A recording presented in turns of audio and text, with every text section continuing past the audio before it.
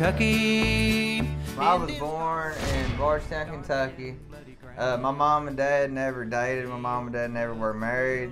They met at a county fair. And if anybody has ever seen the bottles that you throw a baseball at the fair, knock it over and win, well, my dad threw a baseball, won my mom a prize, and then she took him behind the Ferris wheel and she gave him his prize.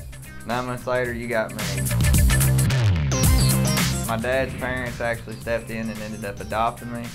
And I always tell everybody that when my parents turned 18, my daddy was a dipper and my mom was a stripper, because my dad went to prison and my mom was a dancer.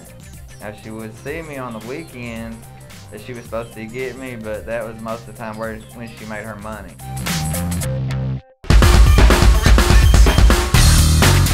By the time I was 18, I'd probably done been arrested many dozen of times, but it was never nothing really that could get me hemmed up. Like I said, I used to hang out at a tattoo shop. I got real artistic. I got into making counterfeit money, and that was the first bit where I went to prison. When I got back out, I got involved with a motorcycle club, and we were going to Detroit, and this is back when Oxycontin 80s were real, as they say, before they made them where they gelled up. So we were going up there, and we were getting 500 OC 80s and bringing them back down here and getting rid of them. The 500 ended up going to getting 5,000 and bringing them back. As soon as they made the Oxycontins where they gelled up, people didn't want those anymore. They wanted the Opana 40s. But I got with a girl, like we always do, who said she loved me, and I'm codependent, so any girl that smiled at me the wrong way, I was in love.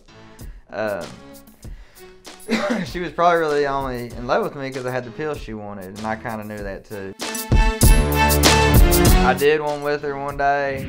The next day, I did another one with her. If anybody knows anything that's watching this about Opanas, 2-3 days in a row, you're already hooked. Ended up messing up things at the motorcycle club, because everybody knows motorcycle clubs do not like junkies. And that's what I turned into full blown off those Opanas. Once they started to run dry, that's when I was introduced to heroin. A lot of broken hearts, man. Stole from my family, robbed my family. Couldn't even come to my grandparents' house and step in their yard without them calling the police on me. I was literally only out of jail 9 months between that 3 years that I served till I got hemmed up again.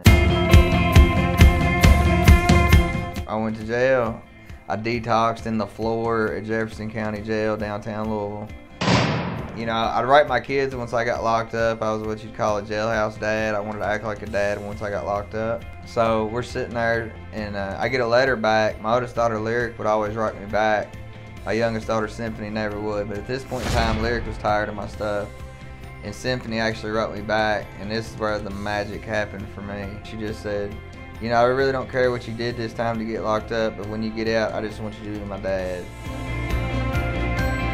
And it broke me, because right then I had that epiphany that I was becoming the same father that I resented so much growing up, who was not there for me.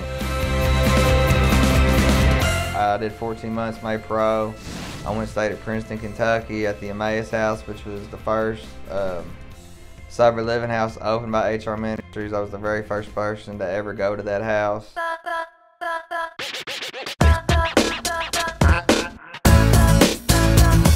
I got into Celebrate Recovery real tough. When I came to Bardstown, I had a guy by the name of Tommy House. He knew my background. He knew where I came from, and he was wanting to start a Celebrate Recovery in Bardstown, in the original town I was from, where drugs are pretty bad. And that's the crowd I ran with. And he was like, man, I know you helped do one in Eddyville. I'd love to have you help me do one here in Bardstown. So I actually got involved and helped him start that, and was able to help bring people in just because of my reputation in that town. You know, to show them, you know, you can get clean. And I enjoyed doing that so much, I got into working in recovery. The girl I'm married now. The girl I'm with, when we first got together, she had 3 kids that were the ages I missed out on my kids growing up. So I looked at it as God giving me a second chance to be a father again.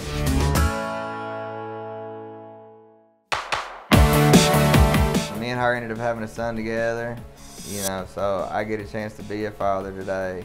You know, I get the chance today to show other people that you can change your life if you're actually tired.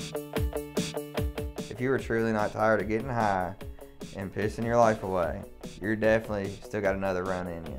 And with fentanyl and everything else going on right now, hopefully you make it back to your next appointment.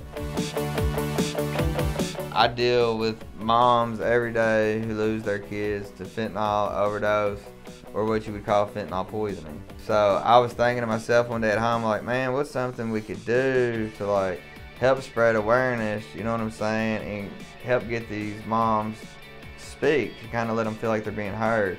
So I came up with a thing that I do called Anthony's Angels on my Facebook page, where I have a different mom come on and share their child's story. But once they get on there and they hear a mom tell their story and they can connect with other moms, you know what I mean? It's a very awesome social thing for those moms to be able to relate to each other. And they can see that you can change your life and use your story to help other people.